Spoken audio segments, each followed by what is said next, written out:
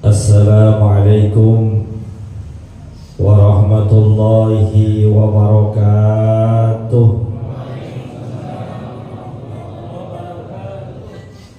Lemas amat romannya. Kekenyangan apa belum apa masih lapar ini. Assalamualaikum warahmatullahi wabarakatuh.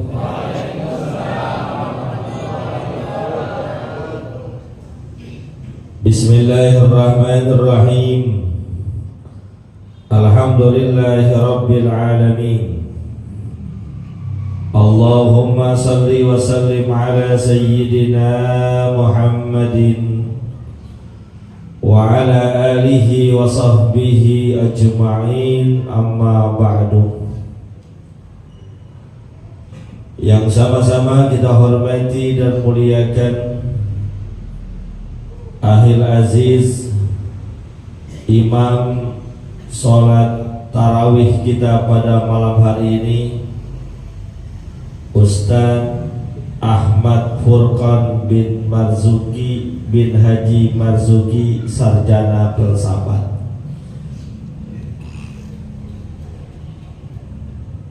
Yang saya hormati dan muliakan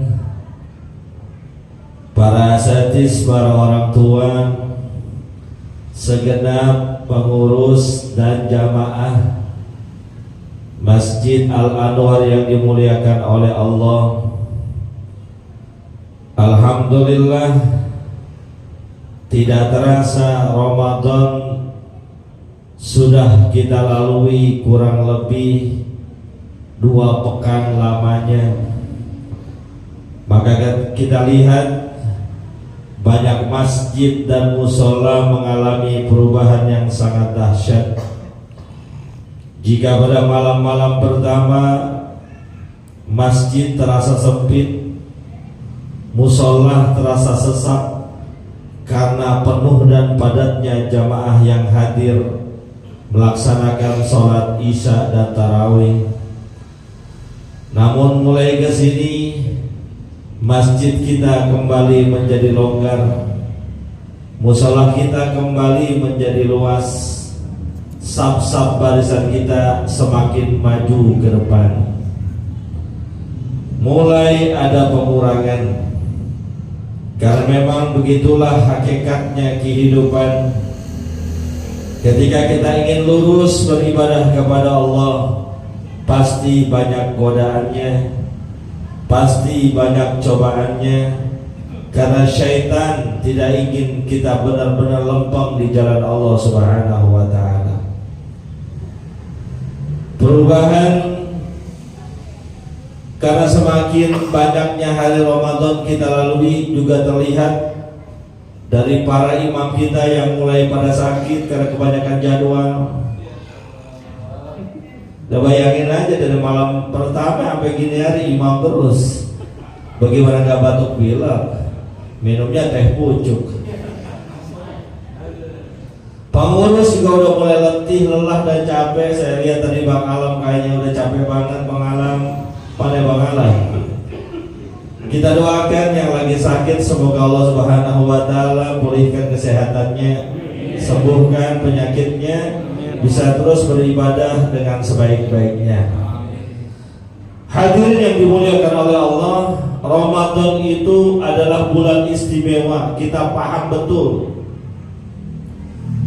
Di antara keistimewaan Ramadan, Allah turunkan banyak rahmat pada bulan ini. Allah turunkan banyak ampunan pada bulan ini. Dan Allah juga berikan pembebasan dari api neraka pada bulan ini. Rahmat Allah, kasih sayangnya Allah begitu sangat dahsyat, luar biasa. Siapapun kita harus mendapatkan rahmat Allah, karena dengan rahmat Allah menyebabkan seseorang bisa masuk surganya Allah Subhanahu wa ta'ala. Model kayak kita yang tahajudnya jarang-jarang, yang sholat berjamaahnya bisa dihitung oleh jari, sholat duhanya sering ketinggalan. Kalau pengen masuk surga susah ngarepin dari amal. Pak, gue udah galak banget masih kurang semangat aja. Pak, kalau boleh jujur, kan kita rada lempeng sholat subuh berjamaahnya pas Ramadan doang. Iya, Ramadan alhamdulillah masjid subuh banyak jamaahnya. Mungkin bisa 4, 5, 6, 7 baris. Coba kalau hari biasa, kadang 1 baris pun nggak penuh. Orang model kayak kita mungkin tahajudnya bisa dihitung oleh jari dalam sepekannya. Lalu yang model begini mengharapkan surga dengan amal, nggak bisa. Jangankan yang sunnahnya jarang-jarang, yang sedekahnya dikit banget. Baginda Rasul Sallallahu Alaihi Wasallam sendiri mengatakan, la yudkhilal jannata ahadan amaluhu illa birahmatillah. Nggak bakal seseorang masuk surga karena amal ibadahnya yang dia lakukan di dunia, kecuali masuk surganya karena rahmat Allah. Lalu sahabat Nabi bertanya, termasuk engkau ya Rasulullah?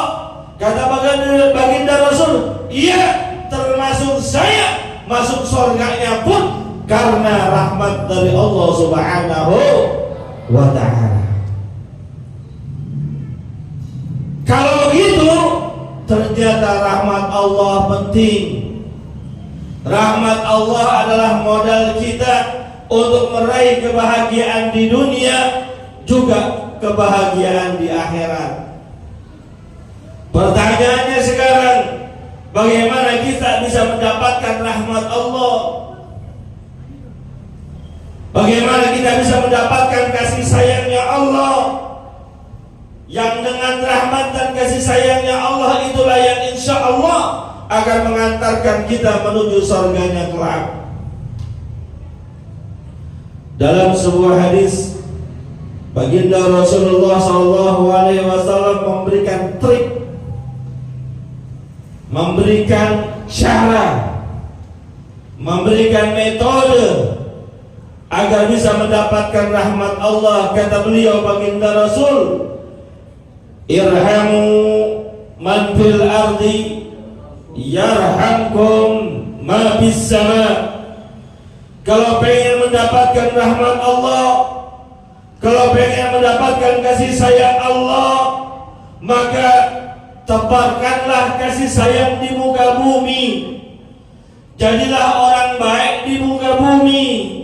Baik bukan saja terhadap sesama manusia, bukan saja baik terhadap yang sesama agama, tapi lebih dari itu, baik juga terhadap seluruh makhluk-makhluk Allah yang ada di muka bumi, termasuk dengan hewannya, termasuk dengan tumbuhannya. Kalau tidak baik kepada mereka, yarhamkum ma bis sama, maka yang ada di langit siapa? Para malaikat Allah. Siapa lagi? Termasuk Allah Subhanahu wa ta'ala akan memberikan rahmat kepada kalian, akan memberikan kasih sayang kepada kalian. Pak, masih pada melek ini? Bu, ada nggak ibu-ibu? Sehat bu ya? Masih pada hidup? Kalau pengen dapat rahmat Allah, kuncinya baik terhadap sesama makhluk Allah yang lain, baik sesama manusia, kasih sayang terhadap mereka, nggak lihat apa agamanya, nggak lihat dari mana suku bangsanya, nggak lihat apa warna kulitnya, nggak pandang rasnya dari mana. Kalau memang baik kepada semua. Lo dari mana? Betawi lo saudara gua, Betawi.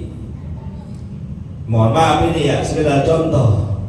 Lu dari mana? Jawa. Oh Jawa, sono Jawa. Sudah nyinggir. Gue CS-nya sama orang Betawi doang. Nggak bisa begitu. Baik harus kepada semua. Maksudnya baik tidak menyakiti, tidak menzolimi, tidak menipu, tidak memfitnah, tidak menganiaya, tidak juga menjelek-jelekan satu dengan yang lainnya. Itu rahmat namanya. Maka orang Islam yang benar, orang Muslim yang benar, kata baginda Rasul, al-muslimu man salimal muslimuna min lisanihi wa yadihi. Orang Muslim yang benar, orang Muslim yang lempeng, kata baginda Rasul, adalah mereka yang selamat lisannya, selamat tangannya daripada menyakiti orang lain. Dia punya mulut enggak sekate-katenya. Dia punya mulut enggak dipakai sembarangan. Dia punya tangan enggak dipakai untuk ngegampar orang. Mentang-mentang anak jawara, mentang-mentang keturunan orang hebat, ketemu main gaplok aja anak orang. Enggak boleh begitu. Enggak boleh kita menyakiti dengan fisik kita. Enggak boleh kita menyakiti dengan lisan kita. Dan kadang-kadang mohon maaf, lidah kita tak bertulang. Kadang-kadang gampang ngomong sembarangan. Ini mulut ngatain orang enak banget. Orang dari kata goblok, bego lu, PA. Ada lagi yang lebih ngeri lagi, bahasa binatang dia pakai, ngatain orang anjing, lo anjing. Lisan kita ini yang keluar dari mulut kita, hakkan demi Allah akan ditanya dan diminta pertanggungjawabannya atas apa yang kita tutur katakan. Apa? Oh, tisu. Biasanya kalau ada tisu ada kuenya, ada gorengannya biasanya. Udah ada. Lontong yang dihabisin. Bawal. Boleh dah. Kecerin jeruk limau dikit ntar. Sampai jam berapa ini Bang Alam? 8 ya udah. Sampai jam 8:30. Iya. Enggak apa-apa. Jemaah, ceramah sampai 8:30 enggak apa-apa. Pada kabur dah. Tarawihnya 11. Enggak apa-apa sih ya. Tarawih mah 20 kalau buat monggo. Kalau 11 kuatnya enggak apa-apa. Karena sekurang-kurangnya tarawih adalah 21. Sekurang-kurangnya tarawih 21. 2 rakaat tarawih, 1 witir. Kita lihat yang praktek kayak gitu kayak gimana deh.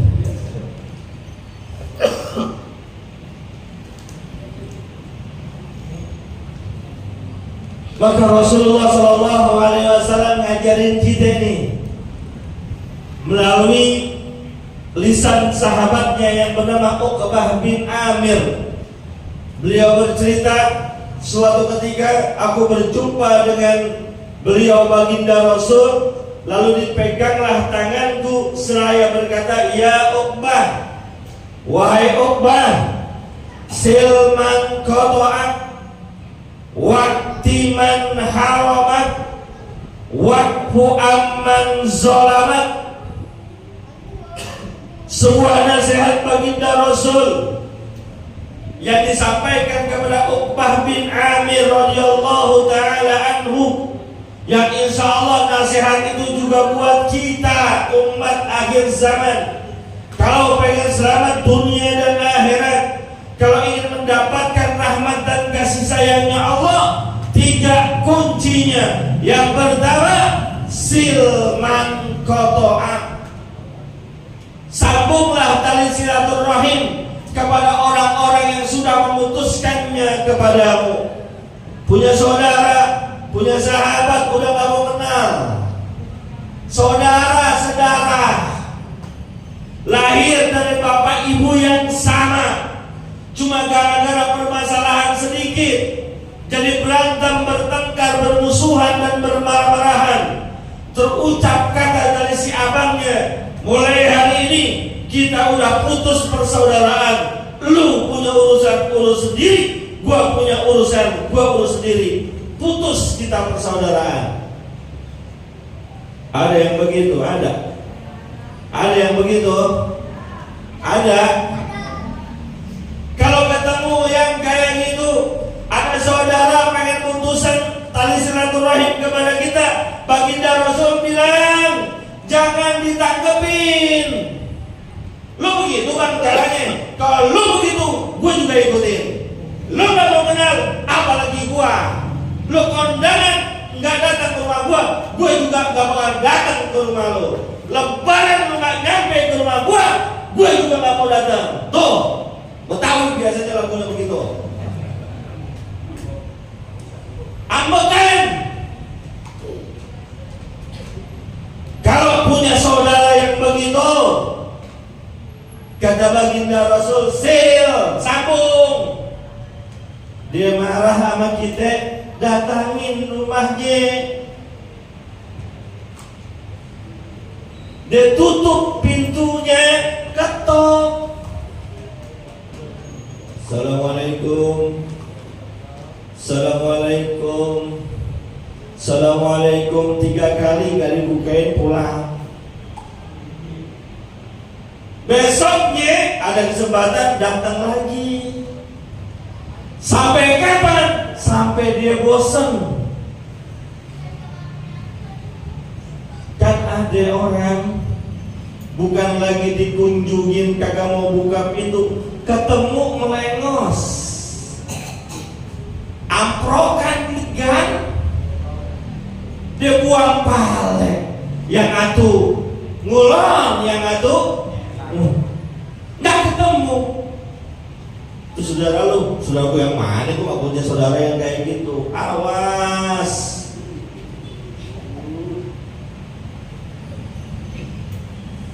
Sambung, kalau kayak ketemu kayak gitu, sambung, samperin, deketin. Jangan pada marah-marahan. Burung dara, burung tak kukul. Ame saudara, kudu. Nah, kecak urusan begitu. Yang kedua, jangan lama-lama. Emang habis maghrib belum makan apa-apa, gue mau ceramah. Sekali habis dari terawih ini hari apa, kayak itu kali-kali ya kali. Yang kedua, waktiman haramat. Undanglah rahmat Allah, undanglah kasih sayang Allah. Dengan apa? Memberi kepada orang yang tak mau memberi kepadamu, memberi kepada orang yang pelit kepadamu. Ini ajaran cakep. Kalau kita suka ngasih hadiah kepada orang yang baik sama kita, bagus, tapi wajar. Kalau kita suka ngasih makanan kepada orang yang suka memberi makanan kepada kita, bagus, tapi biasa. Yang luar biasa, kita berikan hadiah kepada orang yang pelit sama kita. Kita kasih makanan kepada orang yang jutek sama kita. Kita bawain hadiah kepada orang yang marah sama kita. Itu cakep.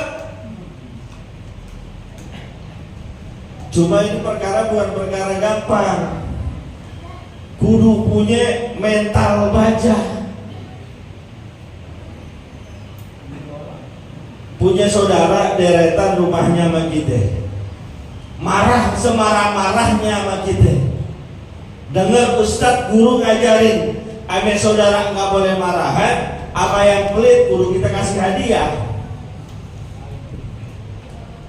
Pas banget habis turun THR, saudara kita pelit banget, pelitnya 17 setan, tinggal samping rumah kita. Intip, dengar kedemenannya apaan? Oh, saudara kita namanya durian montong. Berangkat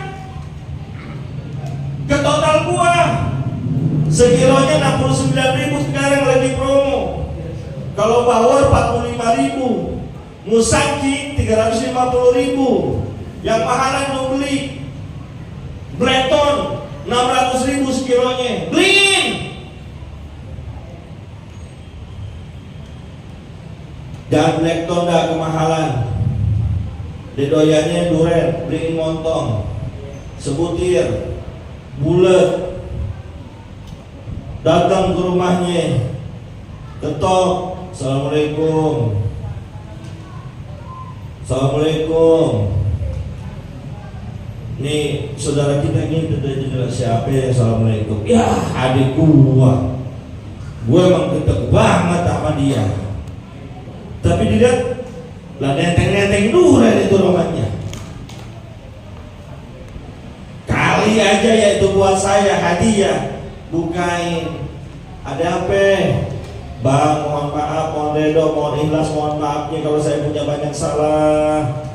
Kalau saya banyak hilaf, namanya adek sama abang, pasti banyakkan salahnya. Bulan baik, saya mohon redonya, mohon maafnya. Ini bang ada sedikit hadiah buat abang, durian montong. Kira-kira diterima apa kagak?